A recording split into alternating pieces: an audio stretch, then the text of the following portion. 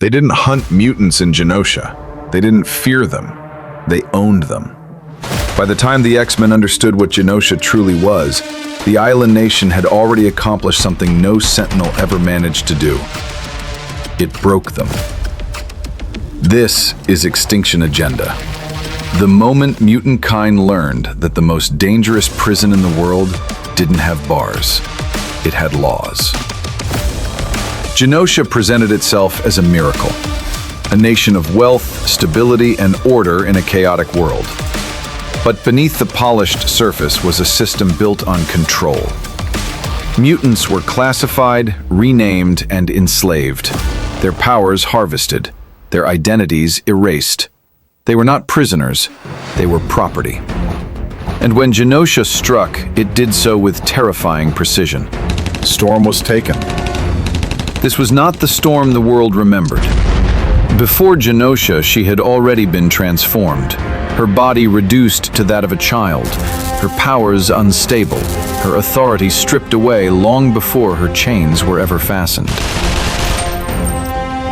Boom Boom and Richter followed. Warlock fought to protect them, stretching himself beyond his limits, and was taken as well. Wolfsbane disappeared in the chaos, but was also captured.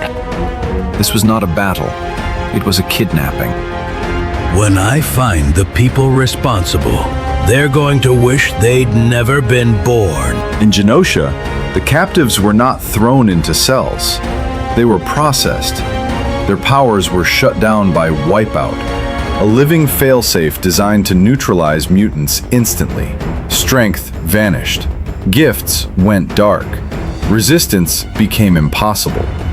Warlock, alien in both body and nature, still had access to his power.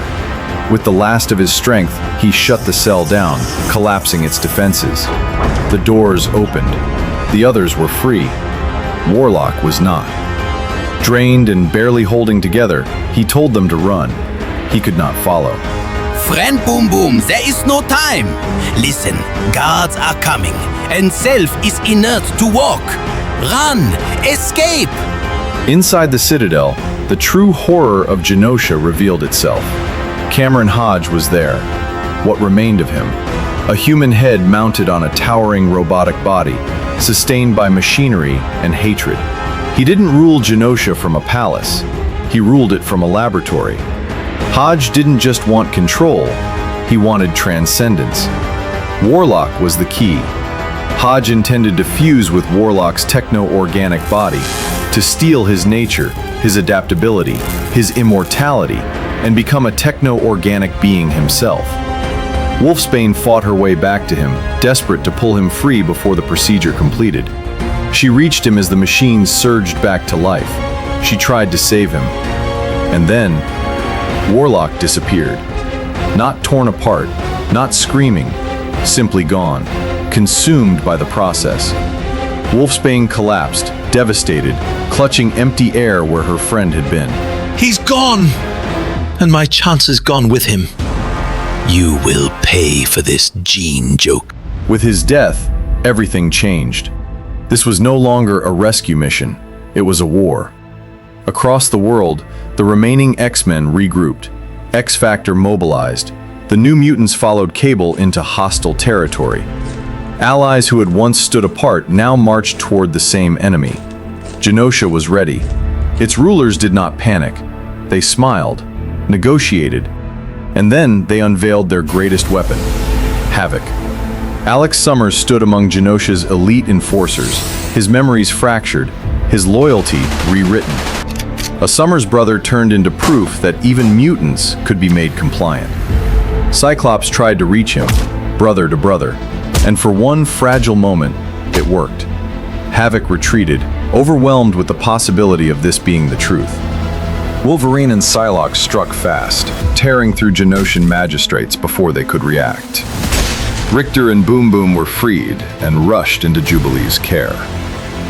With no time to waste, Wolverine and Psylocke took the fallen uniforms, disguising themselves as magistrates as they moved straight into Hammer Bay.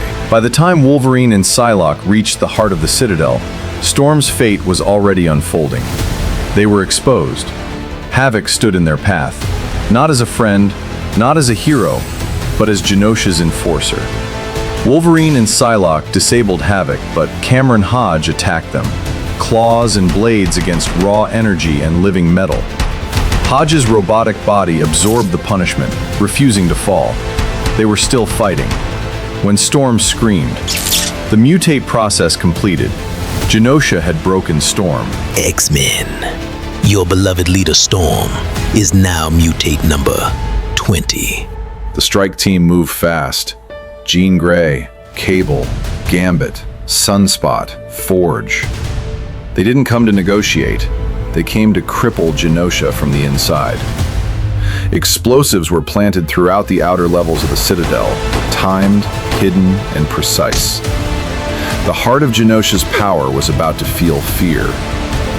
Then Wipeout stepped forward, and everything went wrong. With a single pulse, mutant abilities vanished. Telepathy, energy, strength, gone. The team was overwhelmed in seconds, captured, disarmed. A figure emerged, silent, obedient, mechanized. It took a moment to recognize her. Then the horror set in.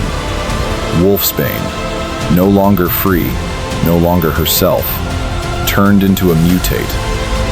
And Genosha made sure they saw what resistance cost. Rain, hang on! We'll get you out of here! We'll free you! The remaining heroes didn't rush Genosha again. They set a trap. From their hidden base, they split their forces. One team to draw fire, another to slip through the cracks. Banshee, Archangel, Cannonball. They hit the Citadel head-on. It didn't matter. Cameron Hodge was waiting. The assault collapsed under overwhelming force. Wings shattered, momentum crushed. The message was clear. Genosha was ready. Elsewhere, Cyclops, Iceman, and Beast entered Genosha another way, disguised as mutates, stripped of dignity, moving through the city as prisoners instead of heroes. It almost worked, until Havoc saw them. Alex Summers didn't alert the guards. He confronted his brother, face to face. This time, Cyclops broke through, not with power, with memory. Havoc remembered who he was, what Genosha had done, who he used to fight beside. But freedom wasn't the choice he made. Havoc knew he could help more from the inside. So he did the unthinkable. He tranquilized Cyclops and personally delivered his own brother to Cameron Hodge. I can't reveal that my memories have returned. There's no point in both of us being thrown in jail. The trial was never about justice. The X-Men, X-Factor, the New Mutants, all of them were put on display. Powerless, humiliated, judged by a system designed to break them. When Wolverine snapped, it only confirmed the truth. He lunged for the judge, and Genosha responded by handing them over to Cameron Hodge.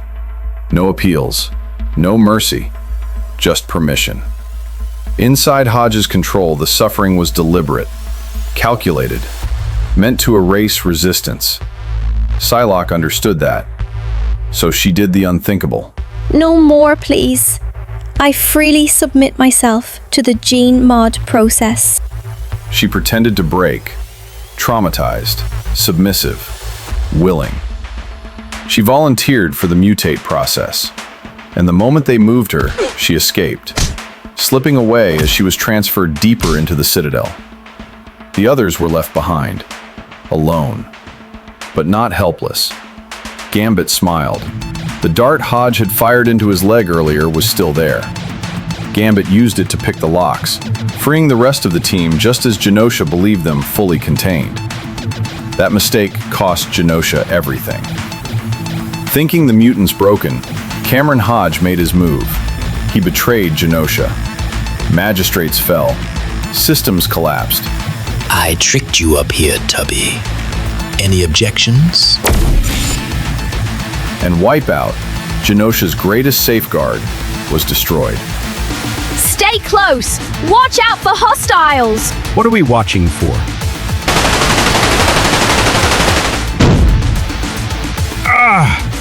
The chief magistrate panicked. With no other options left, she turned to the very mutants she had condemned.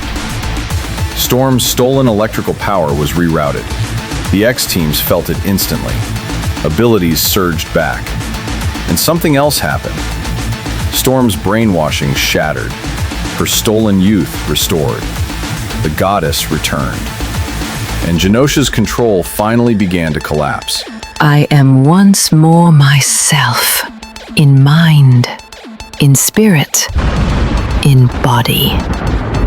The end begins with Storm.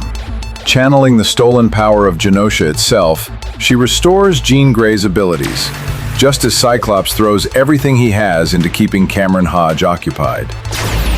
Storm, Jean, Cyclops.